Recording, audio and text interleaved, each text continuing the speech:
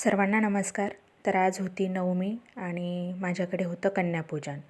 तर कन्यापूजनाच्या स्वयंपाकाची तयारी चाललेली होती. तर हे मी चणे घेतलेले आहेत. हे मी रात्रीच भिजत टाकलेले होते. तर आता 2-3 पाण्याने छान धुवून घेतले आहेत आणि कुकरमध्ये शिजण्यासाठी टाकते आहे. तर यामध्ये मी फक्त 1 तांब्या पाणी टाकते आहे. जास्त पाणी काही टाकायचं नाही आहे. 1 चमचा मीठ जसं लागेल तसं आपल्याला, आणि त्यानंतर थोडीशी हळद टाकते आहे. त्यानंतर थोडा तेजपान, दालचिनी आणि वेलची हे सर्व शिजतानाच टाकायचं आहे. म्हणजे त्याच्यामध्ये ना या वस्तूंचा छान फ्लेवर येतो. आणि 3-4 शिट्ट्या छान काढून घ्यायच्या आहेत, म्हणजे आपले हरभरे जे आहेत ते छान शिजले जातील. तर इकडे आपला कुकर होईपर्यंत रवा भाजून घेऊया आणि एका बाजूला मसाल्याची तयारी पण करून घेऊया. तर इथे मी जास्त काही घेतलेलं नाही आहे. कोथिंबीर, टोमॅटो, आलं आणि किसलेलं खोबरं घेतले आणि रव्यासाठी इथे काजू, बदाम आणि सुंठ वेलची घेतलेली थोडी. तर हा असा आपला रवा भाजून झालेला आहे. तर त्यामध्येच मी आता साखर पण टाकलेली आहे.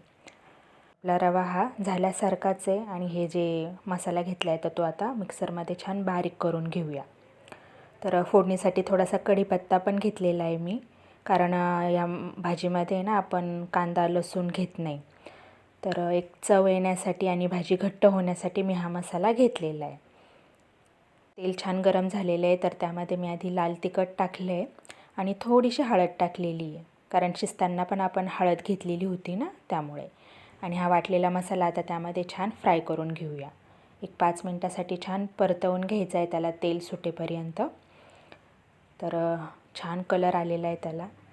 आणि त्यानंतर आपण शिजवलेली जी चणे आहेत ते आपण यामध्ये टाकलेत. पाण्यासहित टाकून द्यायचे आहेत, छान लागते भाजी. तर आता इथे मी पुरीसाठी तयारी करते आहे. तर इथे गव्हाचं पीठ घेतलं आहे, त्यामध्ये थोडासा रवा पण टाकला आहे आणि थोडा ओवा पण टाकायचा आहे आणि थोडं मीठ.